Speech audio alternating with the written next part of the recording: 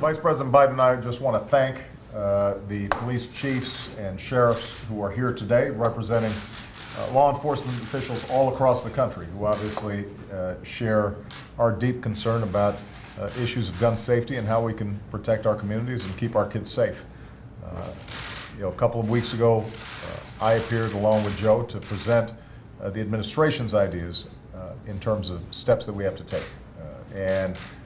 I issued a number of executive actions that could be taken unilaterally in order to improve our collection of data, to make sure that we're coordinating more effectively with state and local governments, and to do everything that we could to improve the issue of gun safety and to make our communities safer. But as we've indicated before, the only way that we're going to be able to do everything that needs to be done is with the cooperation of Congress.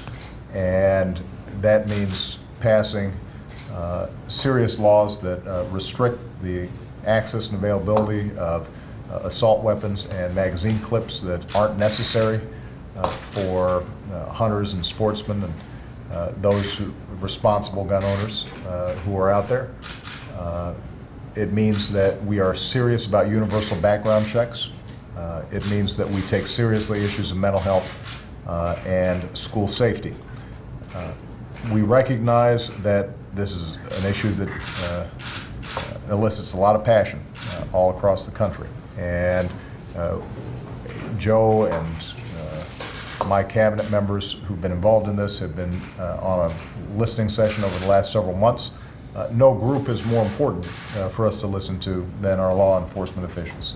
They're where rubber hits the road.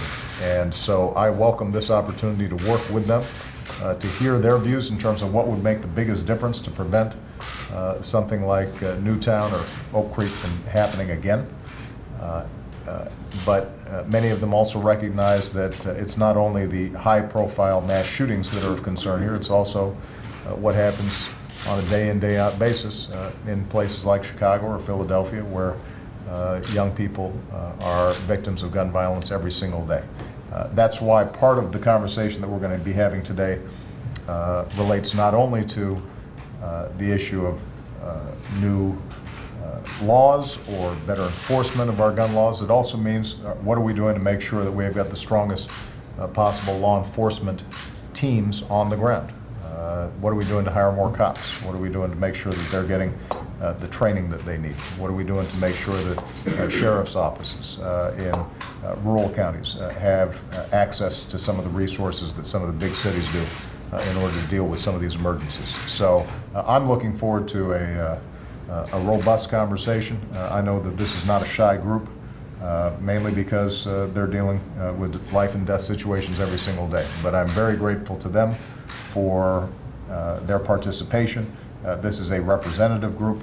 It comes from a wide cross-section of communities across the country. And hopefully, if law enforcement officials who are dealing with this stuff every single day can come to some basic consensus in terms of steps that we need to take, Congress is going to be paying attention to them and we'll be able to make progress.